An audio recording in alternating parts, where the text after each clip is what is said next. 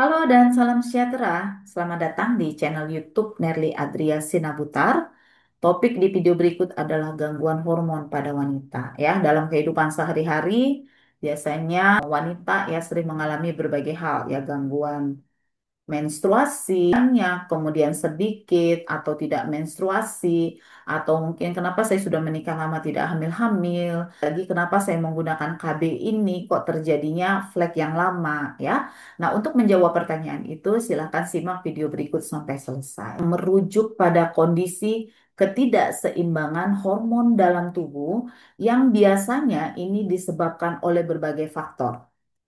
Gangguan hormon pada wanita terjadi ketika terdapat jumlah hormon yang berlebihan atau yang kurang dalam tubuh seorang wanita. Gangguan hormon ini nantinya akan mempengaruhi berbagai proses dan fungsi tubuh. Hormon itu apa sih? Nah, hormon itu adalah zat kimia dalam tubuh yang berperan sebagai pembawa pesan untuk mengatur dan mengkoordinasikan berbagai fungsi organ dan sistem dalam tubuh.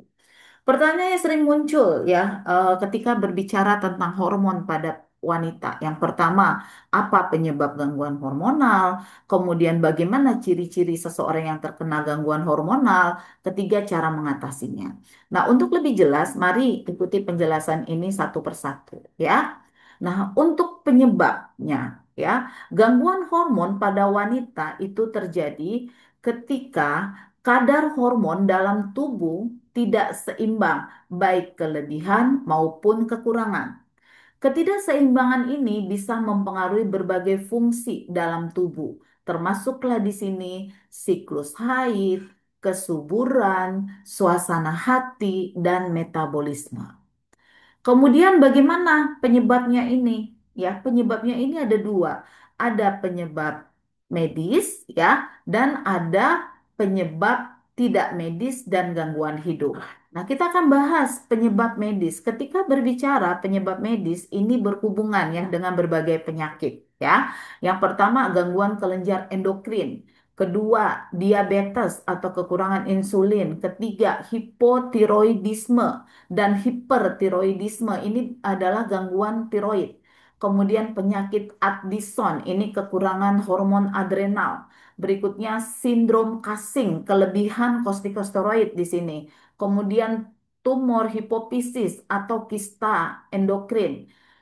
Kemudian hiperplasia adrenal kongenital. Kemudian yang paling sering juga ini ya, sindroma ovarium polikistik atau biasanya disingkat dengan PCOS. Nah, inilah yang menyebabkan kelebihan hormon androgen. Menopause dan perimenopause. Di sini terjadi penurunan estrogen dan progesteron, ya. Atau bisa juga seseorang ya yang sedang mengalami menjalani suatu terapi, misalnya kemoterapi ya, atau berhubungan dengan radioterapi, ini nanti merupakan efek sampingnya. Kanker yang melibatkan kelenjar hormon. Nah, untuk penyebab tidak medis atau non medis dan gaya hidup ini berhubungan yang pertama, stres kronis ini meningkatkan kadar kortisol yang mengganggu hormon lain. Kedua, pola makan buruk. Artinya di sini konsumsi gula dan makanan olahan berlebihan. Tiga, obesitas atau kelebihan berat badan ini meningkatkan produksi estrogen dari jaringan lemak. Kemudian empat, paparan bahan kimia, pengganggu endokrin, contohnya pestisida, plastik, ya, dan lain-lain. Kemudian penggunaan kontrasepsi hormonal atau steroid anabolik. Kemudian berikutnya kurang tidur dan aktivitas fisik. Kemudian gangguan pola makan ya seperti anoreksia atau bisa juga bulimia. Nah, ini menjadi penyebab. Ini adalah perubahan alami ya dalam hidup wanita, itu juga mempengaruhi ya gangguan hormonal. Contohnya pubertas, kehamilan dan persalinan, menyusui, menopause ya. Ingat di sini bahwa perubahan ini memang normal tetapi bisa memicu gangguan hormon jika tidak ditangani dengan baik. Ciri-ciri gangguan hormon yang pertama itu adalah gangguan siklus reproduksi ya. Gangguan siklus reproduksi ini yang dapat terjadi di sini adalah yang pertama menstruasi tidak teratur ya. terlalu sering, terlalu jarang, atau tidak menstruasi sama sekali. Berikutnya perdarahan menstruasi berlebihan atau sangat sedikit. Kemudian ada dismenor, ya, nyeri saat haid. Terjadi infertilitas atau sulit hamil. Kedua adalah gejala fisik dan metabolik, ya. Gejala fisik ini berat badan naik dan turun drastis tanpa diketahui sebabnya dengan jelas. Kemudian ada jerawat kronis terutama di daerah rahang, ya, dan dagu.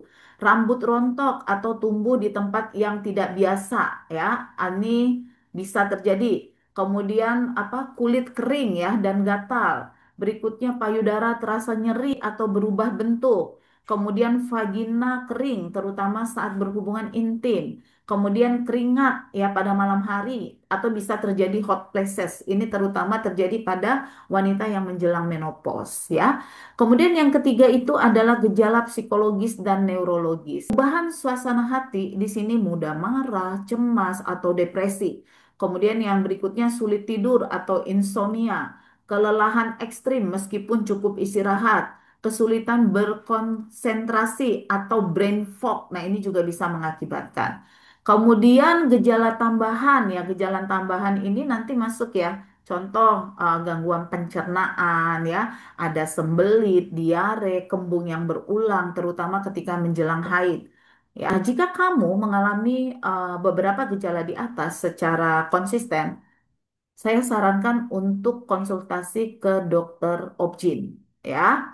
Kemudian dilanjutkan biasanya nanti pemeriksaan kadar hormon, ya, melalui darah. Ini bisa juga membantu diagnosis itu menjadi akurat, ya. Bagaimana cara mengatasinya? Ya, mengatasinya ada empat. Kita bahas satu persatu.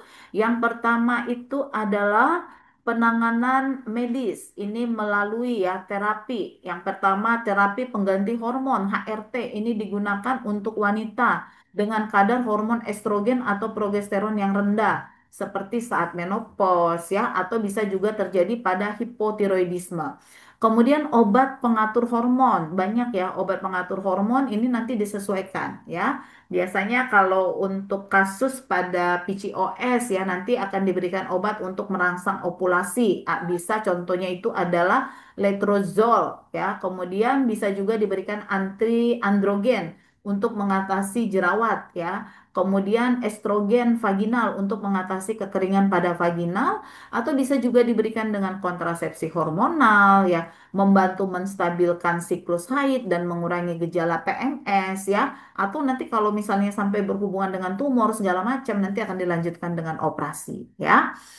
Kemudian yang berikutnya itu adalah perubahan gaya hidup. Nah, ini sebenarnya, ya, cara gampang ini, cara alami, ya. Yang pertama cukup tidur dan berkualitas. Tidur itu 7 sampai 9 jam per malam akan membantu menyeimbangkan hormon kortisol, insulin dan melatonin. Olahraga teratur ini meningkatkan sensitivitas insulin dan menurunkan stres. Berikutnya, kelola stres dengan cara melakukan mediasi, yoga, journaling, atau aktivitas menyenangkan dapat menurunkan kadar kortisol. Kemudian, pola makan sehat, konsumsi makanan tinggi serat, sayur, buah, biji-bijian, hindari gula berlebihan dan makanan olahan, ya. Kemudian tambahkan ini lemak sehat, contohnya ikan berlemak, minyak zaitun, alpukat, ya. Kemudian berikutnya bisa juga dengan mengkonsumsi, ya, terapi alami dan suplemen, ya. Nah, di sini contohnya itu nanti vitamin E dan zat besi untuk menyeimbangkan hormon estrogen dan progesteron, atau bisa juga ditambah dengan omega 3 untuk mengurangi peradangan hormonal, ya. Nah, kemudian berikutnya itu bisa juga dengan cara hindarin, ya, hindari paparan, ya, paparan bahan kimia, pengganggu hormon, contohnya itu pestisida, ya, plastik, atau bisa juga, ya, paraben, ya, dalam kosmetik, ya. Kemudian berikutnya, ketika ini semua tidak berhasil, silakan langsung melakukan konsultasi dengan medis. Cukup sekian, ya, video gangguan hormonal berikut. Semoga bermanfaat dan terima kasih.